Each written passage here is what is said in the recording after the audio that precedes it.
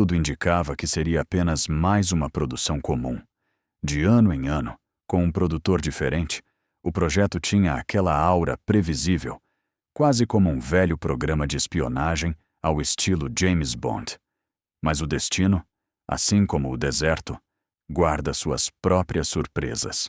No ano de 1960, 7 homens cavalgaram para dentro de um vilarejo mexicano esquecido por Deus e coberto de poeira. O que eles não sabiam é que, a cada passo de seus cavalos, eles estavam mudando a história do cinema para todo o sempre. 7 homens e um destino. The Magnificent Seven, a ousada e corajosa reimaginação do diretor John Sturges para a obra-prima japonesa, Os 7 Samurais, de Akira Kurosawa, tinha tudo para ser um sucesso estrondoso desde o primeiro dia. O filme contava com a presença magnética de Yul Brynner, um astro no auge absoluto de seu poder em Hollywood. Tinha também uma trilha sonora arrepiante composta por Elmer Bernstein, uma melodia que se tornaria uma das mais famosas da história da sétima arte. Como curiosidade, um jovem e ainda desconhecido John Williams tocava piano na orquestra durante a gravação dessa mesma trilha. No entanto, a realidade bateu de frente com o sonho. Quando o filme estreou nas telas americanas, em 12 de outubro de 1960, os Estados Unidos simplesmente deram de ombros. A bilheteria foi um balde de água fria. Arrecadou míseros 2,25 milhões de dólares no mercado interno, quase empatando com o seu custo de produção de 2 milhões. A imprensa foi impiedosa. Os críticos de cinema cortaram o filme na própria carne. Howard Thompson, do temido The New York Times, chamou a obra de um reflexo pálido, pretensioso e longo demais do filme japonês original. A revista The Hollywood Reporter foi além, cravando que a produção não funcionava nem como história, nem como entretenimento. O fracasso parecia certo. Mas então, quando as luzes pareciam se apagar para esses 7 justiceiros, o improvável aconteceu. O velho continente caiu de amores pela poeira e pela bravura do filme. A Europa abraçou a obra com uma paixão avassaladora. Na Itália, foram vendidos 7,3 milhões de ingressos. A França acompanhou de perto, passando da marca de 7 milhões. No Reino Unido, o longa se tornou o segundo maior sucesso de todo o ano de 1961. Porém, o dado mais chocante de todos veio de onde menos se esperava. Lá, atrás da fria e impenetrável cortina de ferro, na antiga União Soviética, um lugar onde filmes americanos eram vistos praticamente como mercadoria de contrabando, impressionantes 67 milhões de pessoas foram aos cinemas. 7 Homens e um Destino tornou-se o filme de Hollywood de maior bilheteria já lançado em terras russas. Uma verdadeira ironia do destino. Os lucros internacionais chegaram a cerca de 7,5 milhões de dólares, triplicando o que havia sido ganho nos Estados Unidos. O sucesso lá fora foi tão alto que o filme foi relançado na América, desta vez com resultados brilhantes. Com o passar do tempo, ele se tornou o segundo filme mais exibido de toda a história da televisão americana, ficando atrás apenas de O Mágico de Oz. A justiça foi feita também na arte. A trilha de Bernstein foi indicada ao Oscar e hoje ocupa a 8ª posição na lista do Instituto Americano de Cinema, AFOMS, como uma das maiores de todos os tempos. O próprio Akira Kurosawa, o mestre que inspirou a obra, enviou a Sturges uma espada cerimonial de samurai como presente. Embora mais tarde, o diretor japonês tenha confessado, com sua sinceridade rústica, que achou o filme uma decepção, ainda que divertido. Hoje, a obra carrega o selo de 93% de aprovação no Rotten Tomatoes e desde 2013 está preservada na Biblioteca do Congresso dos EUA como um tesouro cultural. A grande verdade é que toda essa lenda quase não viu a luz do dia. Tudo começou com uma pechincha, um simples aperto de mão de $2.500. O produtor Lou Morheim comprou os direitos de refilmagem dos estúdios Toho, no Japão, por quase nada. Ele levou a ideia até o veterano Anthony Quinn, que rapidamente chamou Yul Brynner para o projeto. E foi aí que a amizade virou negócio. A produtora de Brynner comprou os direitos de Morheim por $10.000 à vista, além de garantir $1.000 semanais como produtor e 5% dos lucros líquidos. Quinn, sentindo-se apunhalado pelas costas, processou Brynner em $650.000, jurando que os dois haviam desenvolvido o projeto juntos. Mas, na justiça dos homens, palavras o vento leva. Quinn perdeu. Nada havia sido colocado no papel. Com o relógio correndo e uma ameaça de greve do sindicato dos atores batendo à porta, o diretor Sturges precisava de corpos e armas no set. O elenco foi montado às pressas. As câmeras começaram a rodar no dia 1º de março de 1960, no calor escaldante de Cuernavaca e Tepoztlán, no México, com gravações adicionais espalhadas entre a cidade do México e o velho deserto do Arizona. Nas décadas seguintes, 3 sequências tentaram reviver a magia, mas nenhuma chegou aos pés da original. Nem mesmo o grandioso remake de 2016, estrelado por Denzel Washington, que arrecadou $162 milhões, conseguiu apagar a força da obra de 1960. O filme original sobrevive ao tempo por causa dos homens que o fizeram. E o que aconteceu com esses homens, tanto sob o sol escaldante do México quanto nas sombras das décadas que se seguiram, é uma história muito mais tensa e dramática do que qualquer tiroteio mostrado nas telas. É a história de 7 heróis e de um vilão que quase perdeu a cabeça. É a história das cicatrizes invisíveis que eles carregaram muito depois que as câmeras pararam de rodar. A verdadeira notícia de bastidores de 7 homens e um destino, aquela que a mídia não viu na época, foi a guerra silenciosa e cruel travada entre Yul Brynner e Steve McQueen. Foi um conflito tão pesado, tão carregado de inveja e ego, que aterrorizou o diretor e infectou o resto do elenco como uma doença incurável. McQueen chegou ao set de filmagens com o sangue fervendo. Ele tinha apenas 7 linhas de diálogo no roteiro original. Mais impressionante ainda é como ele conseguiu o papel, através de uma fraude ousada. Preso ao contrato da sua série de televisão, procurado vivo ou morto, Wanted Dead or Alive, a emissora não o liberava. Então, com a frieza de um fora da lei, McQueen bateu de propósito um Cadillac alugado na vitrine de um banco em Boston. Ele fingiu ter sofrido uma lesão grave no pescoço, usando um colar cervical falso até que seu agente conseguisse negociar sua liberdade. Sua própria esposa, Neile Adams, que estava no banco do carona, confirmaria anos depois que tudo não passava de puro teatro. Sturges, o diretor, que já conhecia McQueen, prometeu compensar a falta de falas, dando a ele algo mais valioso: a atenção da câmera. Mas McQueen transformou essa promessa em uma arma letal. Durante os discursos intensos de Brynner, McQueen fazia de tudo para roubar a cena no fundo. Ele jogava moedas para o alto, chacoalhava balas de espingarda perto do ouvido, cobria os olhos com o chapéu de forma dramática, molhava o chapéu no rio e ficava mexendo compulsivamente em seu revólver. Qualquer movimento, qualquer sombra, apenas para roubar o olhar do espectador. O ator Eli Wallach lembraria, anos mais tarde, o quanto era difícil segurar o riso durante a famosa cena do cortejo fúnebre. Enquanto Brynner fervia de raiva em silêncio, tentando atuar, McQueen balançava munições ao lado do seu ouvido, roubando toda a atenção da tela. E a briga ia além dos gestos. Envolvia o tamanho do ego de cada um. Brynner, que tinha 1,77 metros de altura, era obcecado por parecer mais alto que McQueen, que media 1,76 metros.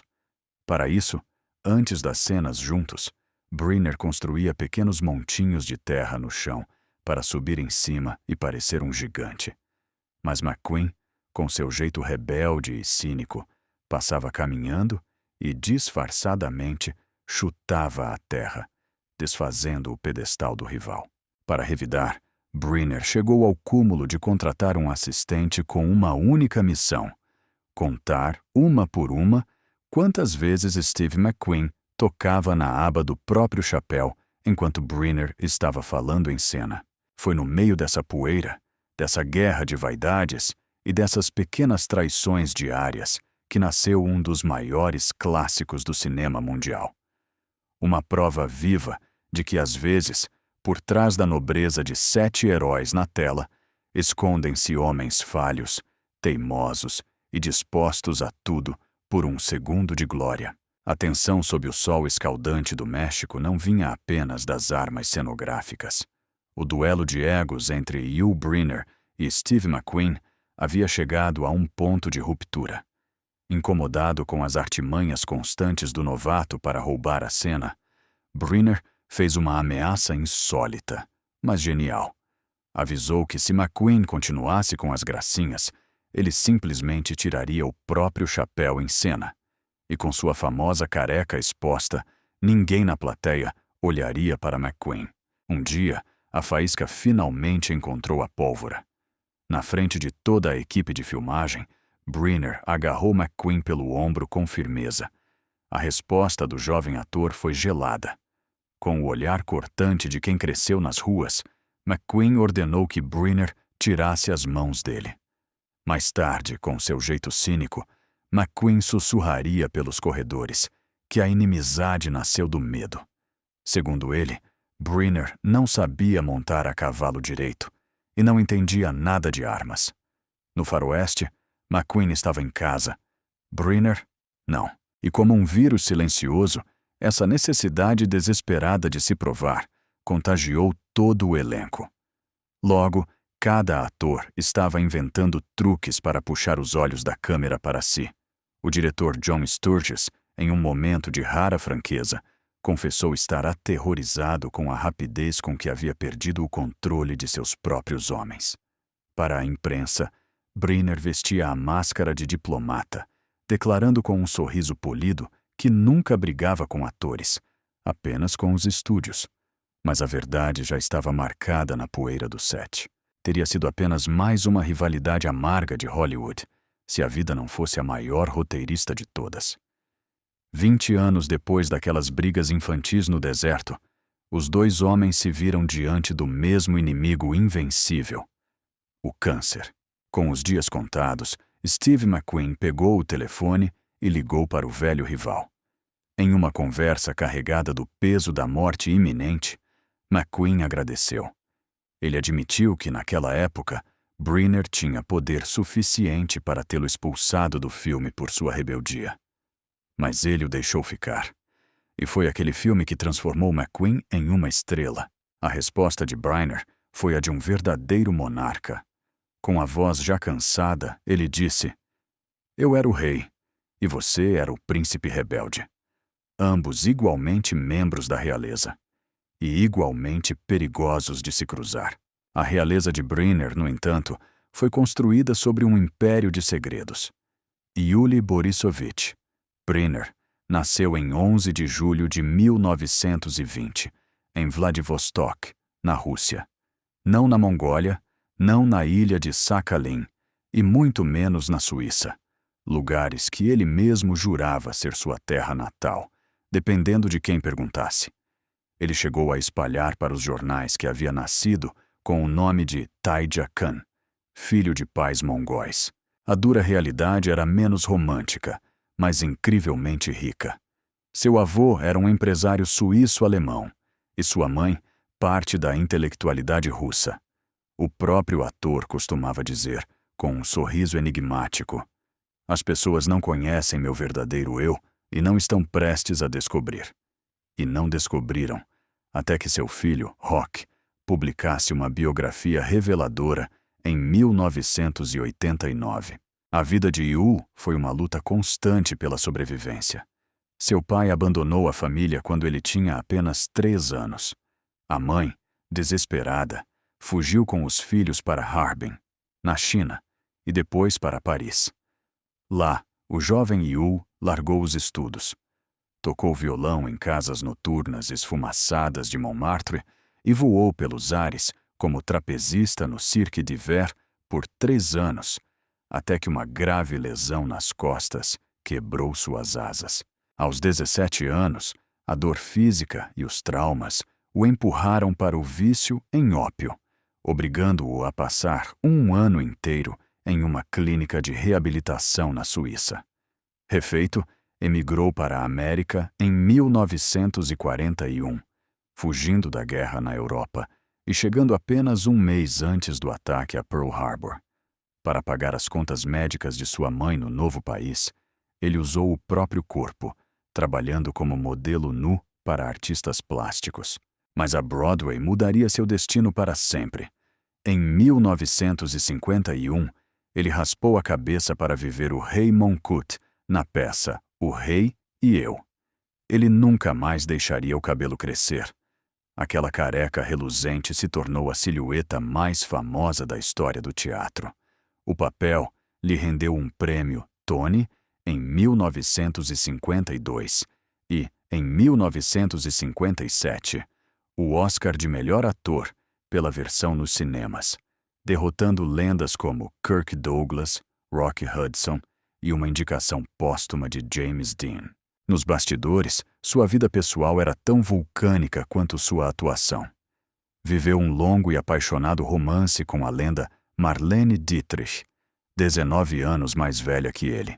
Casou-se 4 vezes, teve filhos fora do casamento e viveu relações documentadas com homens e mulheres, incluindo um caso com o ator Hurd Hatfield e ensaios fotográficos com o famoso fotógrafo George Platt Lynes. Brynner devorava a vida. Infelizmente, ele também devorava cigarros, 5 maços por dia no auge de sua carreira. Em 13 de setembro de 1983, exato dia em que celebrava sua 4ª apresentação como o rei, os médicos lhe deram a sentença final: câncer de pulmão inoperável. Ainda assim, o rei não abandonou o palco. Ele continuou se apresentando enquanto a radioterapia destruía sua voz. A última vez que as cortinas se fecharam para ele foi em 30 de junho de 1985, em sua 4.025ª apresentação. Ele morreu meses depois, em 10 de outubro de 1985, aos 65 anos. Mas Brynner ainda tinha um último ato. 4 meses após seu funeral, uma mensagem de utilidade pública que ele havia gravado foi ao ar em rede nacional. O público prendeu a respiração. Um homem morto olhava diretamente para a câmera e dizia, com os olhos fundos: agora que eu me fui, quero dizer a vocês, não fumem. Façam o que fizerem, apenas não fumem. A Sociedade Americana do Câncer chamou a peça de o alerta mais poderoso e devastador já produzido contra o cigarro. Se a vida de Brynner foi uma odisseia de disfarces e reinvenções, a de Steve McQueen foi um relato de sobrevivência em sua forma mais crua. Terence Stephen McQueen nasceu em 24 de março de 1930, em Beech Grove, Indiana. Sua infância parece ter saído das páginas mais sombrias de um romance de Charles Dickens, apenas reescrita por alguém que achasse Dickens otimista demais.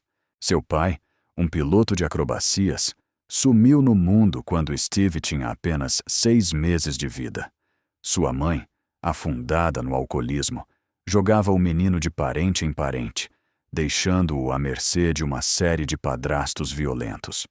Aos 9 anos de idade, o pequeno Steve já vivia nas ruas implacáveis de Los Angeles, roubando calotas de carros e correndo com gangues perigosas. O destino inevitável foi o reformatório.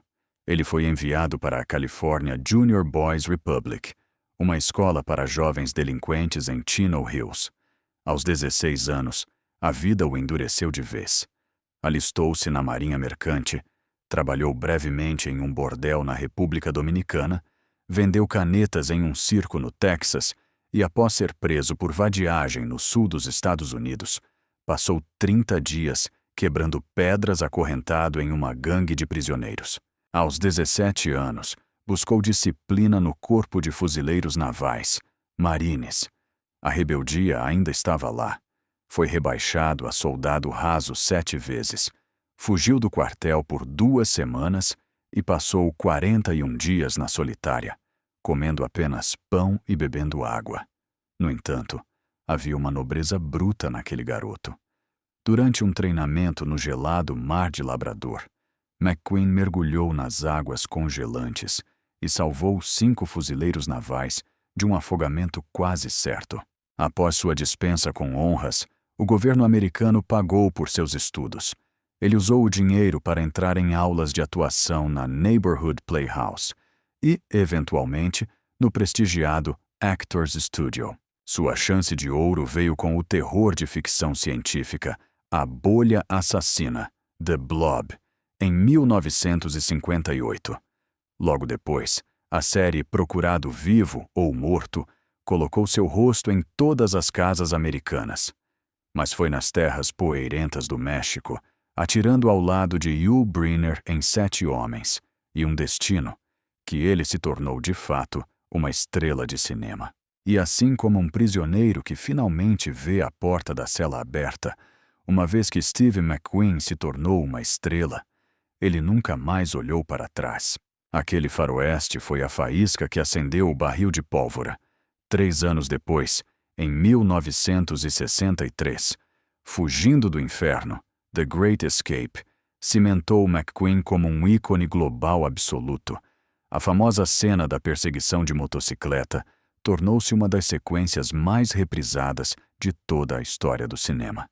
Uma ironia cruel, considerando que o salto mais perigoso não foi feito por ele, mas sim por seu grande amigo e dublê, Bud Atkins. Mas o rosto sob a poeira era o de McQueen, e isso bastava para o público. A partir daí, ele enfileirou clássicos que definiram a época. Veio Bullitt em 1968, com sua lendária e ensurdecedora perseguição de carros pelas ladeiras de São Francisco. No mesmo ano, Crown, o magnífico The Thomas Crown Affair. Depois, Os Implacáveis, The Getaway e o visceral Papillon, para o qual McQueen passou semanas perdendo peso de forma doentia e se isolando, tudo para encarnar a alma quebrada de um homem apodrecendo na solitária da Ilha do Diabo. Em 1974, veio Inferno na Torre, The Towering Inferno. Ali, o ego de McQueen falou mais alto do que as chamas do filme. Dividindo os holofotes com a lenda Paul Newman, McQueen exigiu em contrato que seu nome aparecesse à esquerda do de Newman no pôster, e exatamente na mesma altura, mesmo que Newman tivesse recebido o primeiro crédito oficial na tela. Naquele ano, o garoto de rua que comia restos tornou-se o ator mais bem pago do mundo inteiro. Apenas por Inferno na Torre, ele embolsou absurdos $3 milhões. Mas o Steve McQueen de Portas Fechadas era um homem completamente diferente e assustador. O garoto que cresceu apanhando não soube amar sem machucar. Sua primeira esposa, Neely Adams, documentou anos mais tarde um padrão devastador de abuso físico e emocional. Em um de seus episódios mais sombrios e paranoicos, ele chegou a encostar um revólver carregado na cabeça dela, exigindo aos gritos o nome de um suposto amante. Com sua segunda esposa, a estrela Ali MacGraw, a possessividade foi sufocante. Ele a forçou a abandonar a atuação por completo. Ela o descreveria depois como um homem tremendamente inseguro e perigoso, revelando que ele passava quase todos os dias do relacionamento deles sob o efeito de drogas. A paranoia de McQueen atingiu o ápice no verão de 1969, na noite dos brutais assassinatos cometidos pela seita de Charles Manson. McQueen deveria estar na casa da atriz Sharon Tate, mas cancelou o jantar no último minuto. Ao descobrir mais tarde que seu nome estava na lista de morte da família Manson, o medo se instalou em seus ossos. A partir daquele dia, o ator mais famoso do mundo não dava um passo fora de casa sem um revólver Magnum carregado no coldre.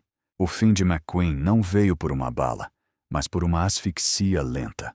No final de 1979, uma biópsia revelou um mesotelioma pleural, um câncer agressivo e letal, muito possivelmente causado pela inalação de poeira de amianto ao raspar canos de navios durante seus anos na Marinha.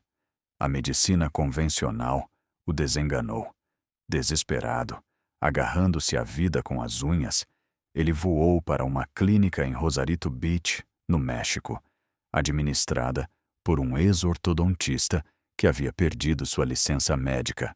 O tratamento, que custava a fortuna de $40.000 por mês, era um circo de horrores médicos, enemas de café, injeções de células de vacas, vitaminas às dezenas e uma substância polêmica chamada Laetrile, feita a partir de caroços de damasco.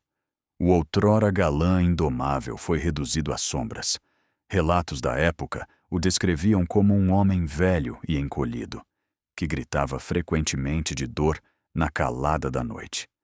McQueen morreu de uma parada cardíaca após uma cirurgia em Ciudad Juárez, no México, às 3h45 da manhã do dia 7 de novembro de 1980. Tinha apenas 50 anos. O vento do Oceano Pacífico espalhou suas cinzas, levando embora o garoto rebelde. Se McQueen moldou seu caráter nas ruas, Charles Bronson forjou o seu no inferno subterrâneo. Nascido Charles Dennis Buczynski, no dia 3 de novembro de 1921, na pequena cidade de Ehrenfeld, Pensilvânia, ele era o 11º de 15 filhos em uma família de imigrantes lituanos, que vivia do suor e da fuligem da mineração de carvão. Seu pai morreu quando ele tinha apenas 10 anos.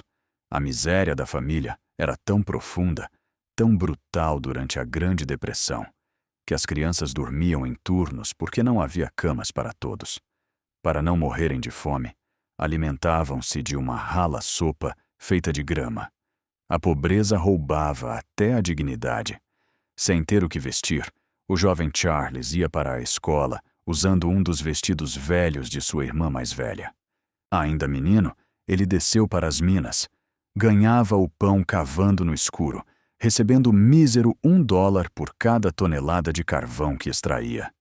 Para ganhar alguns centavos a mais, o jovem Buczynski se oferecia como voluntário para as tarefas mais mortais, como arrancar tocos de árvores fossilizadas do teto frágil das minas. Anos mais tarde, com os olhos apertados e a voz áspera que o consagraria, ele diria: "Ninguém sabe realmente o que é trabalhar nas minas de carvão, a menos que você faça parte daquilo. O que é viver debaixo da superfície do mundo, em total escuridão, vivendo de joelhos, respirando aquela poeira." Ele confessou que naqueles anos de poeira e suor, embora fosse apenas uma criança, tinha a profunda convicção de que era a forma de vida mais inferior de toda a humanidade. A Segunda Guerra Mundial foi a sua passagem de saída para a superfície. Ele serviu com bravura inquestionável, voando em 25 missões de combate no Oceano Pacífico, como artilheiro de cauda em um bombardeiro B-29, o que lhe rendeu um coração púrpura, Purple Heart, por ferimentos em combate.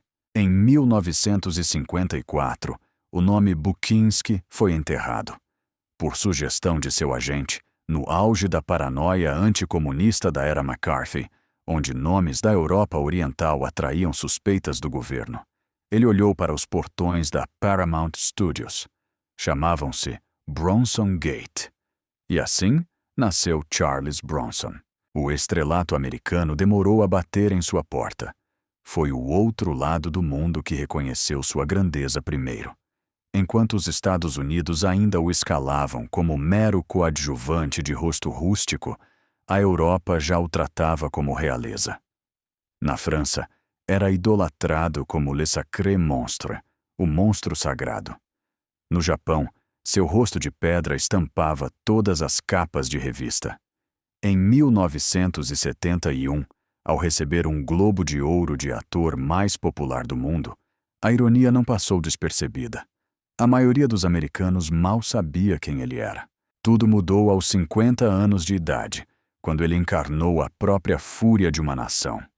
A franquia Desejo de Matar, Death Wish, iniciada em 1974, transformou-o em um astro incontestável na América. Como Paul Kersey, o arquiteto pacato que se transforma em um exército de um homem só após criminosos assassinarem sua esposa e atacarem sua filha, Bronson tocou em uma ferida aberta da sociedade. Os críticos o massacraram, rotulando o filme como uma fantasia fascista. Mas Bronson não precisava de críticos. Ele tinha as ruas. O público lotou os cinemas, rendendo mais de 22 milhões de dólares, sobre um orçamento de apenas 3 milhões e gerando 4 sequências. Na vida pessoal, Bronson era um homem de certezas perigosas. Ele conheceu o grande amor de sua vida, a atriz Jill Ireland, justamente no set de Fugindo do Inferno. O detalhe? Ela era casada com seu colega de elenco, David McCallum. Diz a lenda que Bronson olhou bem nos olhos de McCallum e disse de peito aberto: "Eu vou me casar com a sua esposa." E ele casou. Viveram uma paixão profunda e estrelaram 15 filmes juntos. O fim da vida, porém, trouxe dores que nem o cinema poderia roteirizar. Em maio de 1990, Jill Ireland morreu de câncer de mama aos 54 anos. Apenas 6 meses antes, o filho adotivo do casal, Jason, havia sucumbido a uma overdose de drogas. A dor calou o velho justiceiro. Em uma comovente prova de devoção eterna, Bronson mandou colocar as cinzas de sua amada esposa dentro de uma bengala que ele passou a usar. Quando Bronson deu seu último suspiro, em 30 de agosto de 2003, aos 81 anos, vítima de insuficiência respiratória e câncer de pulmão, ele pediu que a bengala com as cinzas de Jill fosse enterrada ao seu lado. O menino das minas de carvão partia como uma lenda, deixando uma fortuna estimada em 48 milhões de dólares. No meio de tantos gigantes forjados na guerra e nas ruas, havia um homem que chegou ao set do México com um brilho diferente nos olhos. James Harrison Coburn nasceu em 31 de agosto de 1928, nos campos tranquilos de Laurel, Nebraska. Diferente da maioria de seus colegas, ele não conhecia a fome das trincheiras ou o orfanato das gangues, mas conhecia algo igualmente poderoso: o fascínio pela arte.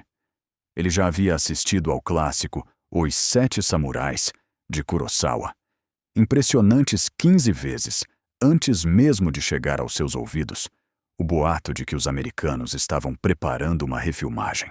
A notícia de que os estúdios americanos fariam sua própria versão de Os Sete Samurais chegou aos ouvidos de James Coburn como um chamado do destino. Seu velho colega de escola, o ator Robert Vaughn, já havia garantido um lugar no bando. Sem perder tempo, Coburn esbarrou com Vaughn no meio da rua e perguntou, com os olhos brilhando de esperança, se ainda havia alguma vaga sobrando. Vaughn, como um bom amigo, pegou o telefone e ligou para o diretor John Sturges ali mesmo. O relógio marcava exatamente 2:30 da tarde, quando o telefone de Coburn tocou com a resposta. A ordem do outro lado da linha foi curta, grossa e lendária. "Venha para cá agora e traga suas facas." Nascia ali Britt, o atirador de facas de poucas palavras, mas de precisão letal. Em todo o filme, Coburn deve ter dito não mais do que 30 palavras, Mas ele não precisava falar. Com sua postura relaxada e olhar afiado, ele roubava cada maldita cena em que aparecia. Aquele faroeste poeirento foi apenas o começo. Depois do filme, Coburn virou o grande ícone das comédias de espionagem com Flint contra o Gênio do Mal, 1966. Fora das telas, encontrou um irmão de alma no lendário Bruce Lee, de quem tomou mais de 106 aulas particulares de artes marciais. Quando Lee morreu repentina e tragicamente, em 1973, um Coburn de coração partido carregou o caixão do amigo e, no elogio fúnebre, despediu-se com voz embargada. Adeus, irmão. Foi uma honra dividir este espaço e tempo com você. Mas a vida, assim como o deserto, é implacável. No auge de sua força, o corpo de Coburn se voltou contra ele. Por volta de 1979, uma artrite reumatoide severa e cruel o atingiu em cheio. A doença retorceu sua mão direita e transformou cada simples movimento em uma agonia insuportável. O outrora ágil atirador de facas confessou que, toda vez que precisava apenas se levantar de uma cadeira, seu corpo inteiro suava frio de tanta dor. Por quase 20 longos anos, ele foi jogado para escanteio por Hollywood. Para não passar fome, o gigante do cinema americano sobreviveu gravando comerciais para a televisão japonesa. Mas a redenção chegaria. Em 1996, já com 68 anos, Coburn descobriu um suplemento à base de enxofre que aliviou a dor o suficiente para que ele pudesse voltar a enfrentar as câmeras. Apenas 2 anos depois de sair do ostracismo, aos 70 anos de idade, ele ergueu a estatueta do Oscar de melhor ator coadjuvante pelo filme Temporada de Caça, Affliction, onde entregou a alma interpretando um pai alcoólatra e abusivo. Quando o diretor Paul Schrader tentou explicar a ele como o papel seria difícil e exigente, Coburn deu um sorriso seco, quase arrogante, e respondeu com maestria. Ah, você quer dizer que quer que eu realmente atue? Eu posso fazer isso. Não me pedem isso com frequência, mas eu posso. Sua jornada terminou de forma serena. Em 18 de novembro de 2002, James Coburn sofreu um ataque cardíaco em sua casa em Beverly Hills. Sua esposa, Paula, contou que ele morreu suavemente em seus braços, enquanto os dois ouviam música juntos na quietude do lar. A dor da perda foi grande demais. Paula morreria de câncer menos de 2 anos depois, aos 48 anos. No meio de tantos rostos rústicos, Robert Francis Vaughn era uma anomalia em Hollywood. Nascido em 22 de novembro de 1932, ele era aquele raro tipo de ator de cinema que você poderia chamar de doutor, com todo o respeito e formalidade. Enquanto estrelava o agente da UNCLE, um dos maiores fenômenos da televisão americana na década de 1960, Vaughn estudava nas horas vagas e, em 1970, conquistou um doutorado em comunicações pela renomada Universidade do Sul da Califórnia, USC. Sua tese final foi um mergulho profundo e corajoso na covarde lista negra de Hollywood. O trabalho virou um livro chamado Apenas Vítimas, Only Victims, que até os dias de hoje é leitura obrigatória em muitas faculdades de direito. Sua coragem não ficava restrita ao papel. Vaughn foi o primeiro ator popular dos Estados Unidos a colocar seu rosto e sua carreira em risco para se opor publicamente à Guerra do Vietnã. Ele não apenas discordou, ele rodou o país entregando mais de 1000 discursos contra a guerra em universidades. Sua postura firme incomodou o poder a ponto de o então presidente Lyndon B. Johnson, ao esbarrar com ele em uma festa de gala, cumprimentá-lo com um sorriso gelado e ironizar. Olá, Sr. Vaughn. Você é o fazedor de discursos, não é mesmo?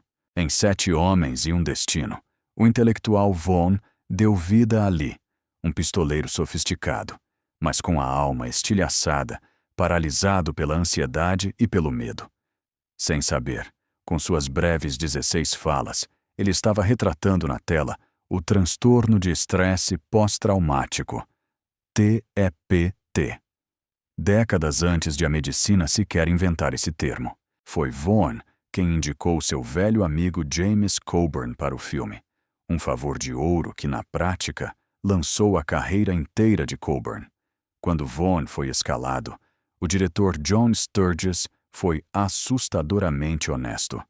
Disse que não havia um roteiro pronto, apenas o filme japonês de Kurosawa como base, e que o ator teria que confiar nele cegamente.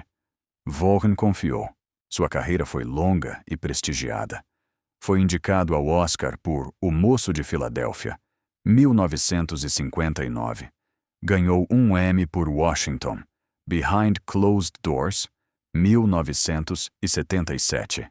E já na velhice, viveu um ressurgimento maravilhoso na série britânica Hustle, 2004 a 2012. Fora das telas, o atirador assustado era um gênio das finanças. Diferente dos colegas que torravam fortunas, Vaughn era astuto. Investia seu dinheiro em gado e poços de gás no Texas. Vivia com apenas 1/4 de tudo o que ganhava e recebia do seu próprio contador uma modesta mesada semanal de $25. O último dos 7 originais a cavalgar para o pôr do sol morreu de leucemia aguda no dia 11 de novembro de 2016. Ironicamente, no Dia dos Veteranos, aos 83 anos de idade. Apesar de sua grandiosa contribuição, a Academia do Oscar inexplicavelmente o omitiu de sua homenagem póstuma. O segmento In Memoriam daquele ano, uma falha terrível que chocou e enfureceu fãs e colegas ao redor do mundo. Brad Dexter sempre soube o seu lugar na história daquele filme clássico.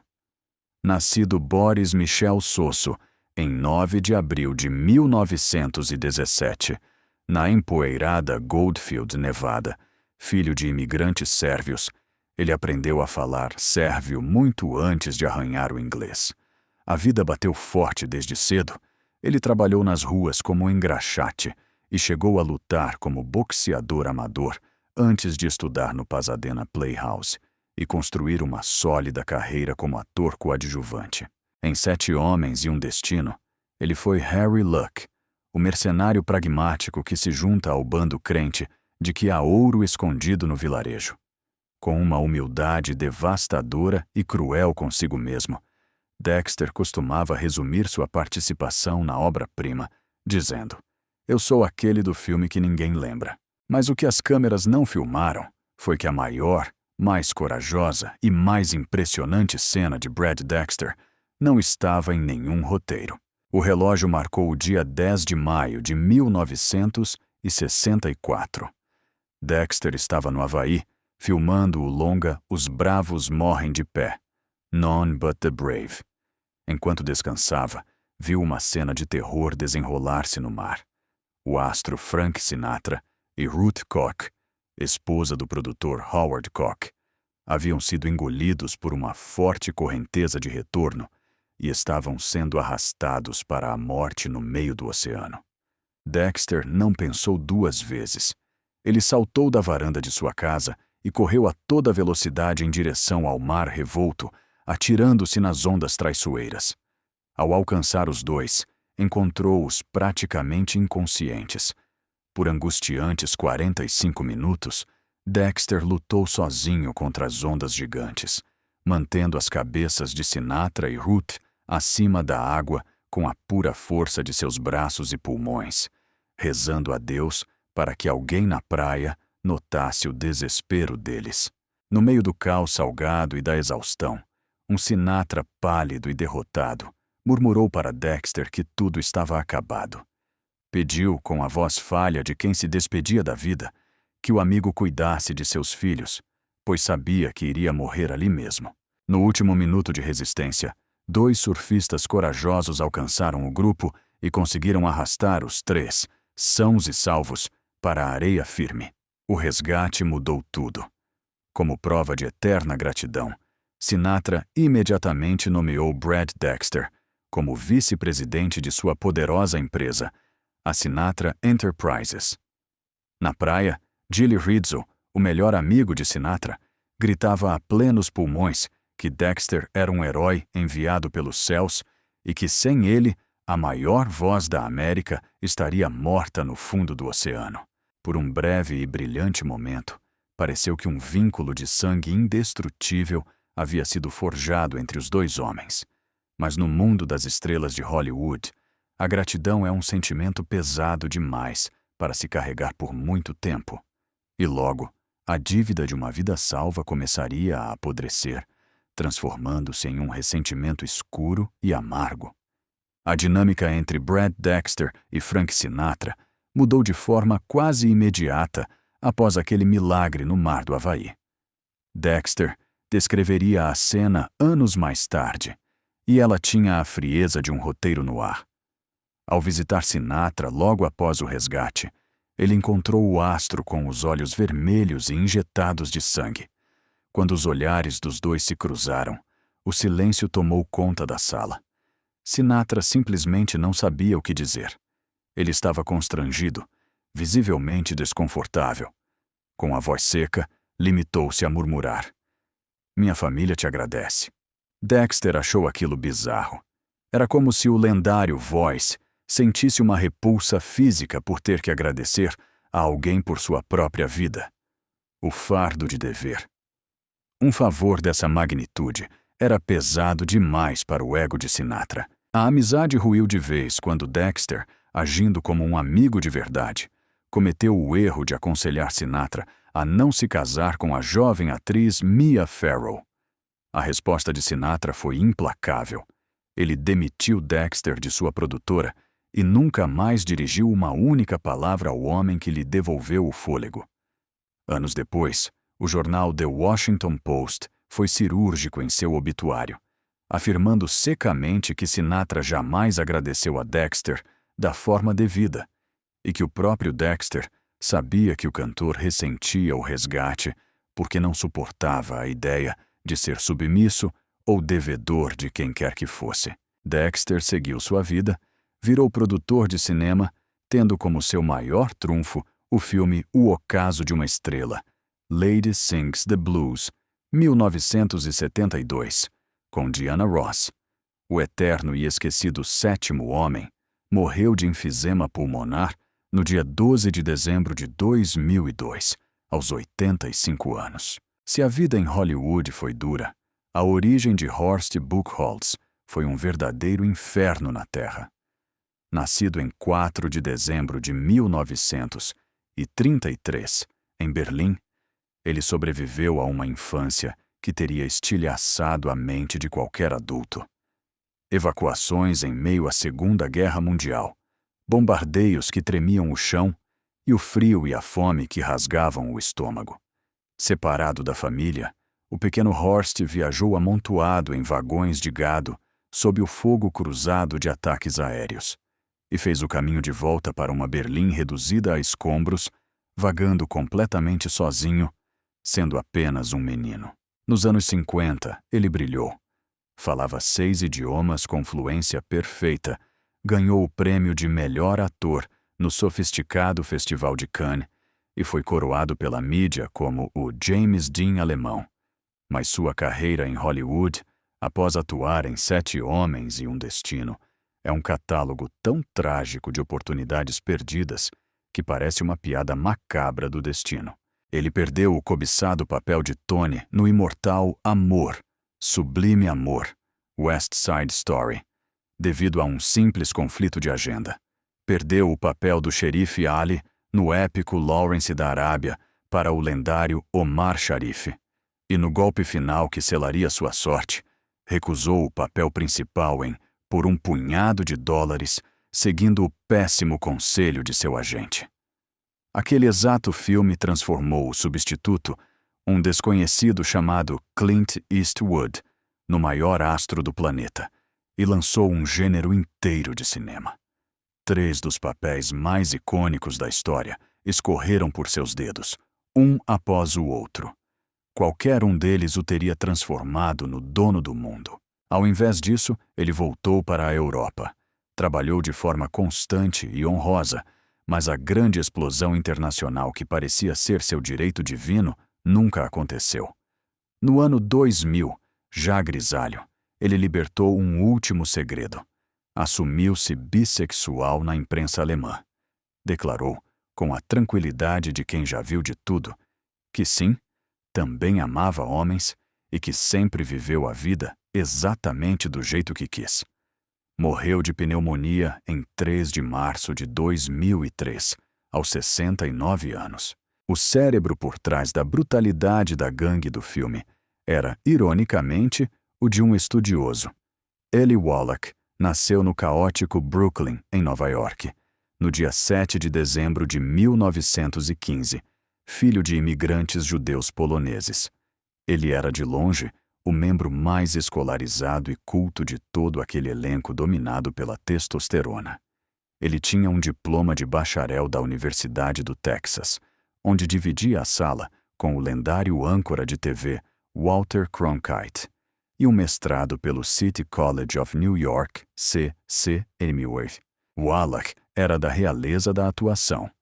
Ajudou a fundar o mítico Actors Studio ao lado de Marlon Brando e serviu 5 duros anos no exército durante a Segunda Guerra Mundial, sendo dispensado honrosamente com a patente de capitão. E foi Wallach quem salvou Frank Sinatra antes mesmo de Dexter se atirar ao mar. Só que o resgate de Wallach foi nas bilheterias.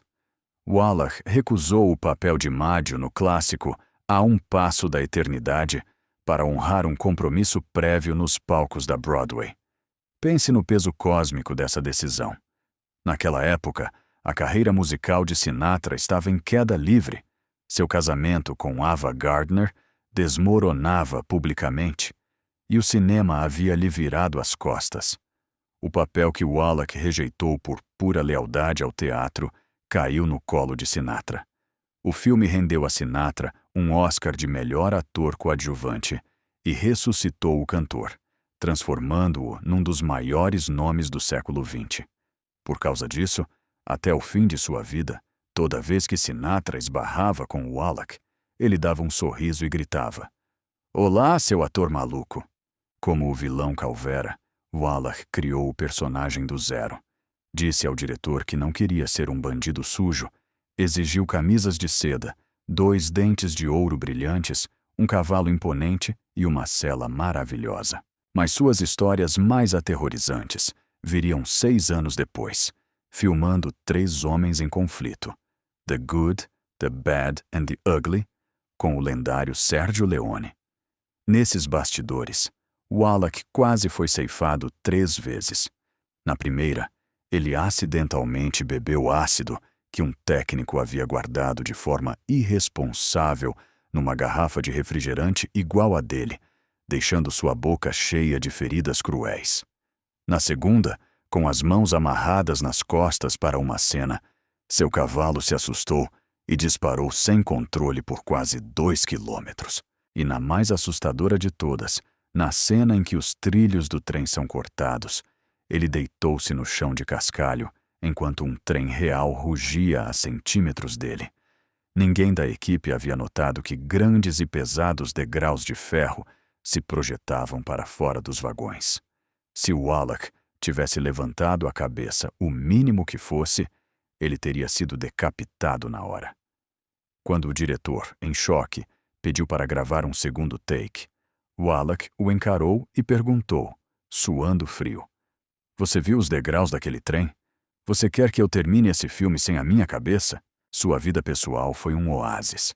Casou-se com a atriz Anne Jackson em 1948, e os dois permaneceram apaixonados e unidos por incríveis 66 anos.